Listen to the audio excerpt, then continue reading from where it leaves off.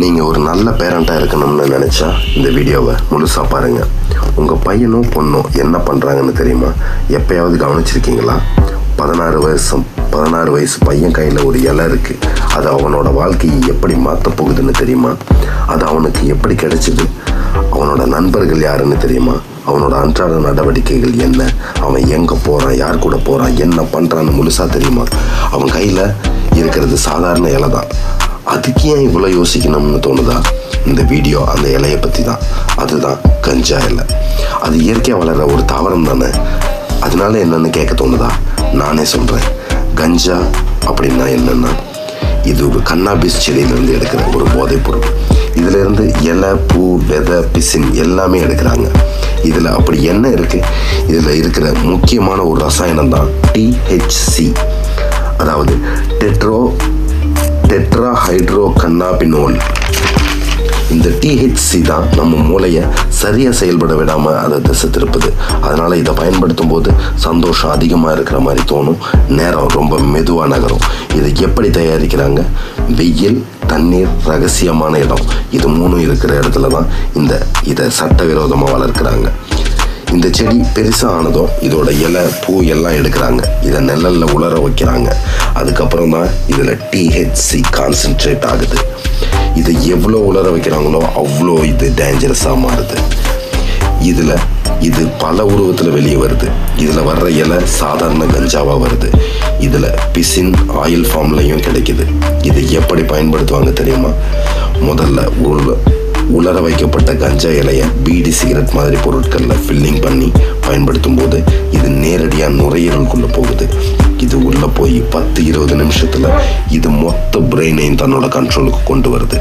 இது கஞ்சி, ஸ்வீட்டு, டீயில் கூட போட்டு கலந்து சாப்பிட்றாங்க. ஆனால் இதில் போதை உடனே வராது. ஆனால் வந்த போதை அவ்வளோ சீக்கிரத்தில் போகாது. மூணாவதாக இது ஆயில் ஃபார்ம்லேயும் ட்ராப்ஸ் ஃபார்ம்லேயும் கிடைக்குது. இது ரொம்ப டேஞ்சரஸ். இதோட டோஸை கண்ட்ரோல் பண்ணவே முடியாத அளவுக்கு இருக்கும். இது உடம்புக்குள்ளே போனதும் 20 நிமிஷத்தில் நம்ம மொத்த பிரெயினையும் கன்ஃபியூஸ் பண்ண ஆரம்பிக்கும். இது உடனே பிரெயினோட சிக்னலை ஸ்லோ பண்ணும். முடிவை எடுக்க முடியாத நிலையை உருவாக்கும்.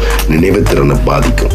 இந்த நேரத்தில் ஒரு சாவியை தேட ஆரம்பித்தா கூட தேடிட்டே தான் இருக்கணும், கண்டுபிடிக்கவே முடியாது.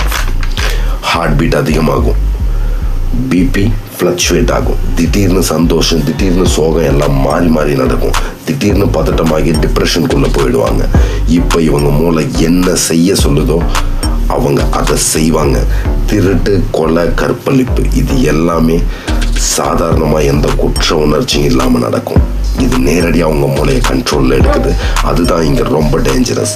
மூளை தான் நம்ம உடம்பை டிரைவ் பண்ணுற ஸ்டேரிங் கண்ட்ரோல். இந்த கஞ்சா அந்த ஸ்டேரிங்கை தன்னோட கையில் எடுக்குது.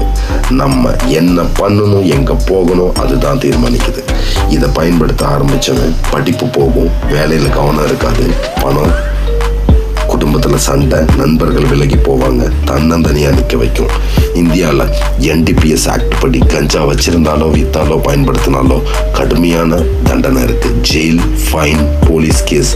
இதை பயன்படுத்துகிறவங்க கேரியர், பாஸ்போர்ட், ஜாப் எல்லாமே கேள்விக்குறி தான். உங்கள் பசங்களை கொஞ்சம் இனியாவது கவனிக்க ஆரம்பிங்க. அவனோட நண்பர்கள், அவனோட டெய்லி ஆக்டிவிட்டீஸ் எல்லாம் கொஞ்சம் கூர்ந்து கவனிங்க.